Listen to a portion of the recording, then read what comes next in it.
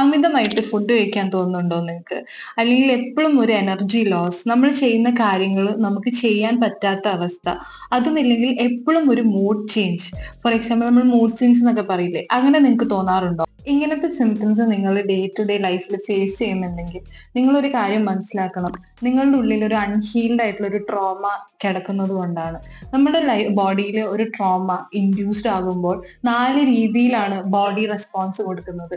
ഒന്നില്ലെങ്കിൽ നമുക്ക് ആ ട്രോമ അല്ലെങ്കിൽ ആ ഒരു ത്രെട്ട് നമ്മുടെ മുന്നിൽ എപ്പോൾ വന്നാലും നമ്മൾ അതിന് എഗെയിൻസ്റ്റ് സംസാരിക്കുക, ഡിഫെൻസീവ് ആയിട്ട് നിൽക്കുക, ദേഷ്യം പ്രകടിപ്പിക്കുക, നമുക്ക് എന്തിനോടും ഒരു വെറുപ്പ്, എല്ലാത്തിനോടും ഒരു നെഗറ്റീവ് ഇമേജ്. അതാണ് നമ്മുടെ ഒരു മോഡ് ഓഫ് നമ്മുടെ ബോഡിലി ചേഞ്ചസ്. അപ്പോൾ ഇതെങ്ങനെ എക്സാമ്പിൾ പറയാന്ന് വെച്ചാൽ, നമ്മളൊരു വർക്ക് സ്പേസിലാണ് വർക്ക് ചെയ്യണമെങ്കിൽ നമ്മുടെ ഫ്രണ്ട്സ്, നമുക്ക് ആ വർക്ക് സ്പേസിൽ ഉണ്ടാവുന്ന ആരോടെങ്കിലും നമുക്ക് എന്തെങ്കിലും ബുദ്ധിമുട്ടുണ്ടെങ്കിൽ കണ്ടിന്യൂസ് ആയിട്ട് നമ്മൾ അവരെ അവോയ്ഡ് ചെയ്യുക, കോൺസ്റ്റന്റ് ആയിട്ട് നമ്മൾ അവരെ പറ്റി നെഗറ്റീവ് ചിന്തിക്കുക, അവരുടെ ഒരു പ്രസൻസ് വരെ നമ്മൾ അത് എഫക്ട് ചെയ്യുക. ചിലപ്പോൾ നമുക്ക് അവരോടുള്ള വിദ്വേഷം കൊണ്ടായിരിക്കില്ല, ബട്ട് സ്റ്റിൽ നമുക്ക് എവിടെന്നോ അത് റിലേറ്റഡ് ആയിട്ടുള്ള ഒരു ട്രോമ നമുക്ക് കിട്ടിയത് കൊണ്ടായിരിക്കാം നമ്മൾ അങ്ങനെ റിയാക്ട് ചെയ്യുന്നത്. അല്ലെങ്കിൽ നമ്മൾ ഒരു എസ്കേപ്പിംഗ് മോഡിലേക്ക് പോകാം.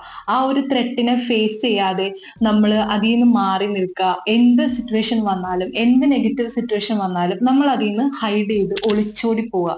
അതുമല്ലെങ്കിൽ നമ്മൾ സ്റ്റക്കായിട്ട് നിൽക്കുക.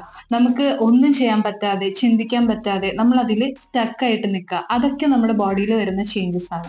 അല്ലെങ്കിൽ നമ്മൾ ഓവറായിട്ട് പീപ്പിൾ പ്ലീസേഴ്സ് ആവാം, അല്ലെങ്കിൽ ഭയങ്കര കോ ഡിപ്പെൻഡൻസി എന്ന് പറയുമ്പോൾ നമ്മൾ അമിതമായിട്ട് ഒരാളുടെ ജീവിതത്തിലോട്ട് അറ്റാച്ച്ഡ് ആയി പോവുക. അല്ലെങ്കിൽ നമുക്ക് ഇഷ്ടമില്ലെങ്കിൽ പോലും നമ്മൾ ആ റിലേഷൻഷിപ്പിലോ നമ്മുടെ വർക്ക് സ്പേസിലോ ബൗണ്ടറീസ് വെക്കാതെ നമ്മൾ അതിൽ സ്റ്റക്കായി കിടക്കാം.